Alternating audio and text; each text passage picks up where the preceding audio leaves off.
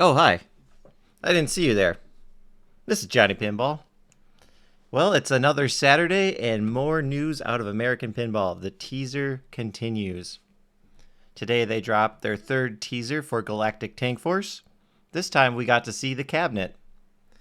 And it does not disappoint. Let's take a quick look at this cabinet, and does it look like a tank like the rumors suggested? Galactic Tank Force, attack! Look at that cabinet. Oh my, that is a beauty. Too bad you'd never see it like that, because when you play the game, the head's up and then you lose the effect. But the attention to detail here is just amazing. That guy we saw from teaser 2, well, he's drawn there on the top of the head. We've got the tank treads that were leaked by Kaneda of Kaneda's Pinball Podcast, shown in a much better light, no more blurry pictures. And then we can see the designer, Dennis Nordman, there, looking like, attack! Totally embracing the campiness of this idea. Some details we can gather from this picture just off the bat is it has the silver armor, and they also have a matching coin door painted. So that is something you typically don't see besides on a spooky game from pinball manufacturers. So kudos there, American Pinball. Can't wait to see how it flips. Right? That's what we say. Ooh, a little bit under the hatch. You can peer under the hatch, and you can see we've got RGB LEDs. Ugh, unfortunately. Maybe they'll be tastefully done. They look cool on the tank treads, but we've got red there. I'm guessing it has 2 strips on the side, so similar implementation to Hot Rails or Expression Lights or Pin Stadiums here. It's kind of cool that they designed this little flap, though. It has no practical purpose other than just to look cool. All right, we got the classic, what they call it, the Beehive shooter knob. That's a cool attention to detail, and with some RGB in there. But where they fail, and this is just a Johnny Pinball fail, it might not be a fail to you, is they have 2 buttons, but not in the traditional best layout. It's like modern manufacturers can't figure it out. You've got the flipper buttons, and then it's the secondary flipper button should be right here, where it is in all the Williams games. They basically reused the part from Oktoberfest where it had the second flipper down there. So that is a negative in my opinion on this game. It is still better than a Stern where they just put the Magna Grab on the action bar for their Black Knight. Come on. No one has that type of reaction time to take their hands off the flippers to hit the action button. I'm glad there's not an action button. I'm just disappointed that they put it below. All right, we got the turret here on the top. It's kind of cool. It's some pop bumper caps. So that's really clever use of existing pinball parts. And it's just such a cool way. It's kitschy. I like it. And it's simple too. Okay, here's a little close-up of the treads. It's got a bomb. Hopefully that bomb is filled with ice cream, because that seems to be the theme of this game, is something to do with ice cream. As you can see, well, you can't see. I thought there was a picture of Dennis Nordman with an ice cream cone, but maybe that's somewhere else. Maybe that's in this teaser trailer. What do you say? Should we watch the teaser trailer? I think we should. Interestingly, they have 2 YouTube channels. They've got the one of 29 subscribers, which has this promo video, and then they have one without a logo with 423 subscribers. So if we check out this other one here, I have it on this tab, you'll notice it has a ton of Legends of Valhalla information and Houdini and whatnot, all their older games. So I'm guessing someone lost the keys to this account. Whoever was running it before probably left the company and took the password with them. That's so American Pinball. David Fix, come on, David. Just call up YouTube, be like, hey, this is David Fix. I've been in the industry 5 years. Can I get my password reset? And they totally would do it because, he's been there long enough. But they decided to make a new account. So here it is, the new American Pinball, or the new. Click on that. And here's our teaser. Let's take a look together. Here we go. From the Mandarin Galaxy comes an out-of-this-world adventure.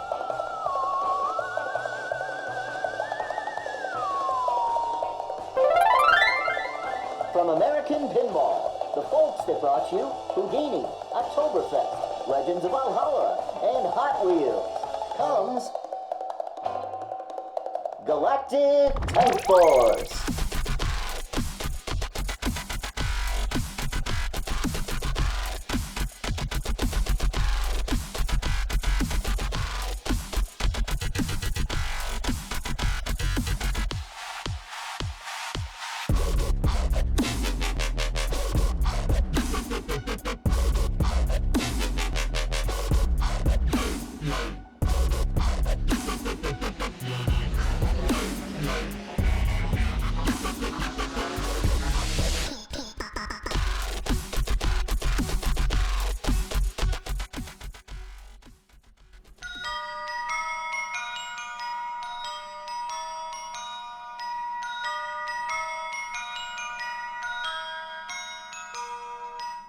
Well, there you have it.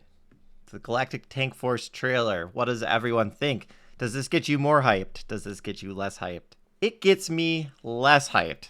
And this is why. Before the other trailers, which people criticize for not showing anything, that was it. They didn't show anything. So I filled in the blanks with my imagination. And now I see what they're going for. And it's not quite what I imagined. So it dropped a little bit in my book. I don't know what to think of it anymore. This concept, but they're clearly showing the top model here, this limited edition, we'll call it, until we know what they're called. Wait, it's American Pinball. This super deluxe limited collectible edition extravaganza, as David Fix likes to call it, is rumored to cost $13,000. Where'd that rumor come from? Nobody knows. People just pull stuff out of their buttocks. Kaneda was the one starting this, so he probably just started it just to start something. But anyway, 13 grand for this. I think if you're looking at the top line of the two releases we just saw, Godfather for 15 and Foo Fighters for 13, this wins hands down. I don't care if it's not practical at all. This is hands down the coolest looking pinball machine that's ever been made. So if you're an arcade owner, I almost think you'd want to buy this just to lure people into your arcade. Like, it doesn't have to be a working pinball machine. They could sell you this as like a cardboard cutout to say, hey, look at what we got. Galactic Tank Force. Come on into the arcade. So they could use this in marketing if they made like a cardboard standee style thing for arcades that maybe they buy the normal edition of this game and they don't have to buy the $13,000 one for the arcade. That might be a cool sales tactic. And homeowners, I think homeowners with the big basement collections, they already buy this stuff. They lap it up. They buy the Stern banners. They buy Batman cutouts. They buy anything that reminds them of their youth or it takes them to that happy spot. So homeowners would buy a cardboard cutout of this. What could they charge for it? I don't know. Probably less than a pin pod. Wasn't a pin pod $1,000? I'm talking about Deep Root, of course, if you're new to the hobby. I don't know what you would charge this, but it's really cool. Really cool idea. I think this collectible would sell out really fast. Could they sell 1,000 of them? Like Stern or JJP? I don't know. I don't know if they've ever sold 1,000 of any of their titles. Legends of Valhalla, their prior game by Riot Pinball, was the designer on that. They sold, I believe, 500 of their top tier, and that took them a year to produce. So let's just say, since this looks really cool, that they can sell 500 of these for $13,000. I think that's doable. So that leaves, what will the base model price be? I'd like to see it $8,000 or less. Typically, they like to price their lowest tier game just above a Stern Pro. Stern Pro right now is $7,000. So I'm going to guess this is going to come in at $8,000 and it will be plus shipping, unlike Sterns, which have free shipping. So really the price spread is going to be about $1,500 on this game. And then who knows what they'll put for their middle tier. Usually their middle tier is not that much more expensive, so we'll just say 9, putting it under a Stern Premium. But again, I'm pulling these numbers out of my butt, so I could be wrong. In fact, I know I'm wrong. We're going to see this next week, and it's going to be in typical AP fashion on the floor of select arcades in your country.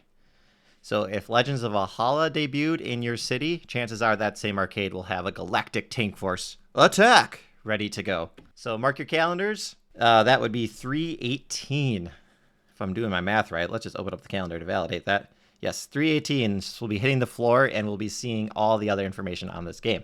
Now, if you're attending Texas Pinball Festival, they will have it at their seminar on the 24th of March. Sounds like a blast Texas is going to be this year, so hope you guys all enjoy that show. But as we know, Galactic Tank Force is not the only thing to talk about. We've had Foo Fighters a couple weeks ago. That game is probably the second game on my list out of this bunch of 6 games that I think is the coolest, right? I think Galactic Tank Force still is the coolest. Then I'm going Foo Fighters. Now we have Scooby-Doos that were, I don't know, was it January or February? They were kind of sold out and they're just hitting arcades now. I did see one recently. It looks really good in person. The artwork, of course, I'm talking about. It is a wide body game. Let me say that. I did get a chance to flip it. It is a wide body. They said it plays like a standard body. I don't know. Feels like a wide body to me, but we'll talk about that in a later date.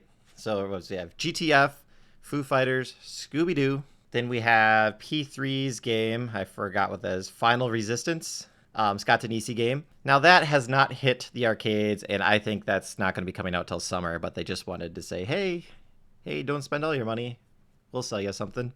So we got that game. It does look really cool. I would check out the Flippin' Out stream for more details on that. They streamed that on, I want to say the 6th, Monday, possibly. March 6th. Check it out there. Then what else? What else? I swear there was a couple more games coming out. Oh yeah, the rumored CGC game. The Pulp Fiction is true. It's designed by Raw Thrills / Play Mechanix. And let's go ahead and take a look at that game right now.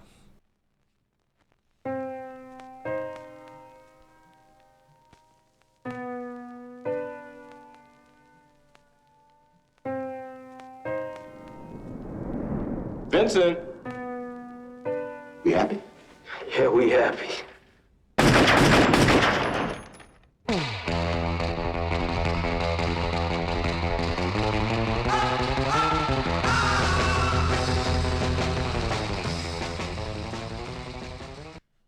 Coming soon to an arcade near you, Pulp Fiction. As you can see, Play Mechanix, Chicago gaming company. I wouldn't be surprised if you've never heard of Play Mechanix, because I have not. I did a little digging for you. Play Mechanix designs the games for Raw Thrills to manufacture. Now, I could be wrong on that, but that is what 5 minutes of Googling came up with for me. So it's all kind of related, and Chicago Gaming Company is the manufacturer of the games.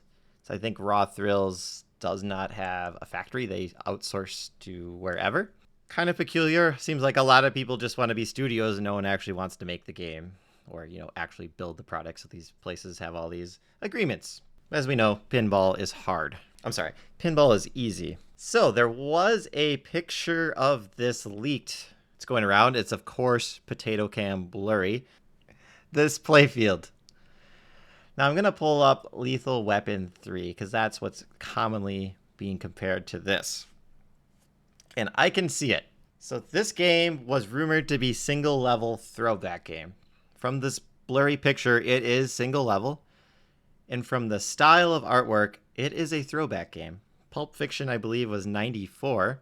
That's around the time Lethal Weapon came out by Data East. And if you look similarly, it has the gun with the bonus in it. Similar to the gun with the, bullets in it? Guess I don't know what those are for in Lethal Weapon 3. But the art style is uncannily similar. It could be even the same artist. We'll have to check that out when it does release. So you might be wondering, why release a game like this? We just had James Bond 60th, and it's not really flying off the shelves. That game was $20,000. We did have a rerun of Total Nuclear Annihilation, which was, I believe, $9,600. And that did not fly off the shelves either. But that had prior sold 550 units, so the additional, I believe, is 250. Maybe hit market saturation just under 1,000 units. So what are they expecting to sell? That is the question. Is it open-ended? Is it going to be only 500? We don't know yet.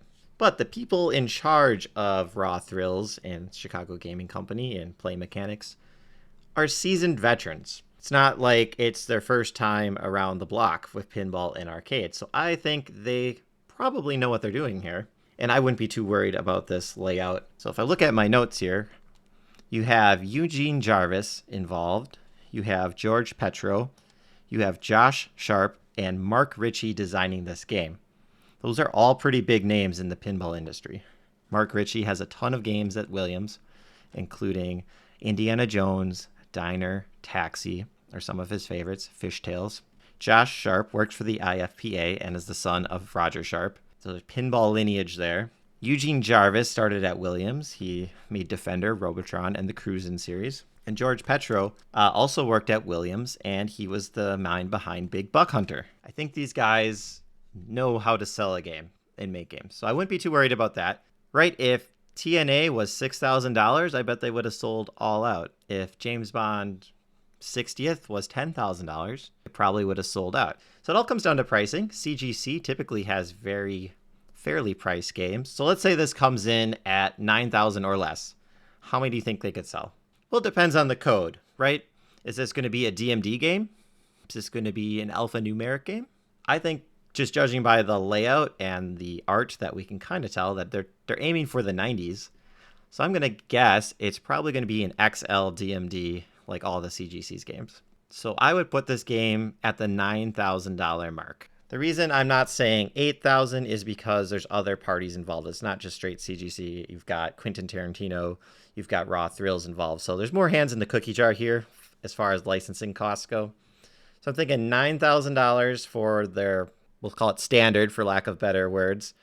And then if they do make an LE, which why wouldn't you? LEs just make more money. People love to have that numbered placard. That will probably be $10,000 to $11,000, I'd say. So I guess we'll just have to wait and see on this one. I'm pretty excited about this. Kind of slots third, just below Galactic Tank Force and Foo Fighters comes this game. So let's end today's video with a video of learning about who Play Mechanix is and George Petro. When they let me in Williams, it was like, you know, letting a kid into a candy store. You ever see Willy Wonka? You know, that's what it was like to me. I would never leave. I mean, I would go through the factory at night and look at all the tools, and I would look at, you know, everything everybody was doing, and I really didn't want to leave. Petro continued working at Williams, now WMS, during summer breaks while attending Indiana University, and then after graduation got a permanent job in the Midway Games coin-op department. When Midway started to exit that business in the early 1990s, Petro decided to start his own firm. He could not take any other Midway employees with him, and it was tough to lure top talent. The biggest challenge was one virtually all entrepreneurs face: funding. Being a third-party coin-op developer, third-party meaning you're trying to sell your idea to other people to manufacture it, was very difficult. It was very, you know, again, not having this funding stream, I was always worried about payroll every 2 weeks, and how do we keep that going? Kind of struggling. Big Buck Hunter was what eventually kept the doors open, and 8 versions and $120 million in sales later is Play Mechanix's most successful game. It now has a slot machine, an iPhone app, and a Nintendo Wii game through a licensing deal. As a third-party developer, Play Mechanix wrote other titles, but they never achieved Buck Hunter's level of success and ended up making more money for other companies. So in 2006, Petro met up with his one-time hero and former Williams colleague Eugene Jarvis and talked about teaming up. I could have gone and talked to any number of guys with MBAs or business degrees or banks or anything, but nobody, I didn't really want to work with somebody that was just an investor. That didn't really mean anything to me. I needed somebody that really understood the business and knew more about it than I did. And he was really the only guy out there that did. Jarvis's Raw Thrills and Play Mechanix merged, and since then, revenue has doubled to $42 million. Raw Thrills focuses on the manufacturing, sales, and distribution of the games. Play Mechanix, the design. The real test of an entrepreneur is go out there, you know, with a pocket knife and some duct tape and a dream and make something happen, you know, and with nothing. And I think that's where George and his team as Play Mechanix has really come up from just a dream and making it happen on a day-to-day basis. It's an amazing discipline in a business where you don't have this huge safety net to fall back on. The combined company now has a total of 70 employees. About a quarter of sales come from outside the United States, and Petro is logging a lot of miles lately trying to grow the business internationally. Play Mechanix released 4 new games this year: Terminator Salvation, Tippin' Blocks, Wheel of Fortune, and Big Buck World. And as long as there is a coin-op market, Petro says he'll be in it. But with games getting smaller and more mobile, even he realizes it may be game over someday. But when you innovate and you put talented people towards it, I think, you know, we don't know what it's going to look like. And that's the exciting part. That's always kind of what drives us, you know, to make cooler products.